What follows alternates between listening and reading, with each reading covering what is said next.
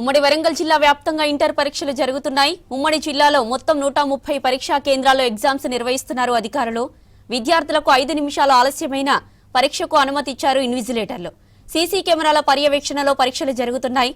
పరీక్షా కేంద్రాల దగ్గర 163 బిఎన్ఎస్ఎస్ సెక్షన్ అమలు చేశారు పోలీసులు. ఉమ్మడి వరంగల్ జిల్లా వ్యాప్తంగా మొత్తం 36,791 మంది విద్యార్థులు ఇంటర్ ఫస్ట్ ఇయర్ ఎగ్జామ్స్ రాస్తున్నారు.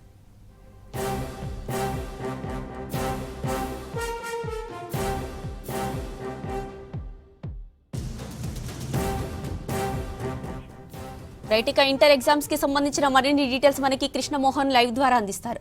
కృష్ణమోహన్, చెప్పండి, ఎగ్జామ్ ఏర్పాట్లు ఎలా కొనసాగుతున్నాయి?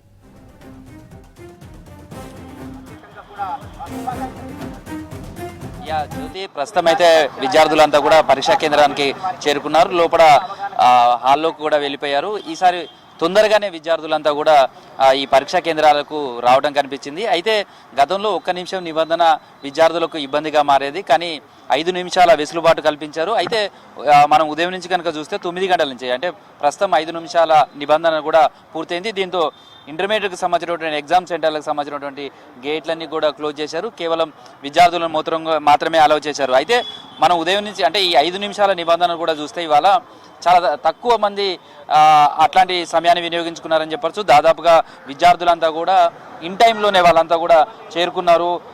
ఎక్కడ ఇబ్బందులు కలగకుండా ఈసారి రూట్కి సంబంధించినటువంటి కావచ్చు, పరీక్షా కేంద్రానికి ఏ విధంగా రావాలి, తర్వాత విద్యార్థుల మీద కావచ్చు, వాళ్ళ మీద ఒత్తిడి లేకుండా ఫెసిలిటీస్ కల్పించడం కావచ్చు, తర్వాత ఒక ప్రశాంతమైన వాతావరణంలో ఎగ్జామ్ ఏ విధంగా రాయాలనే దానికి సంబంధించి కూడా ఈసారి ప్రభుత్వం ప్రత్యేక దృష్టి సారించింది. అందులో భాగంగానే వాళ్ళకి ఇచ్చిన హాల్ టికెట్లోనే క్యూఆర్ కోడ్ని ఏర్పాటు చేసింది.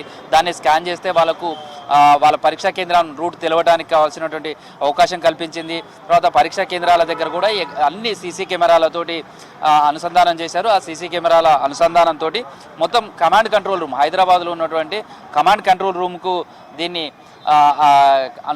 అనుసంధానం చేశారు. దీంతో ఇంటర్మీడియట్ ఎగ్జామ్స్ జరుగుతున్నటువంటి దగ్గర పారదర్శకతంగా, రెండోది విద్యార్థులు ప్రశాంతమైనటువంటి వాతావరణంలో ఎగ్జామ్ రాయడానికి అవసరమైనటువంటి అన్ని సౌకర్యాలు కల్పించిందని చెప్పచ్చు. మనం వరంగల్ ఉమ్మడి జిల్లాకు సంబంధించి కూడా చూస్తే 130 పరీక్షా సెంటర్లను ఏర్పాటు చేశారు.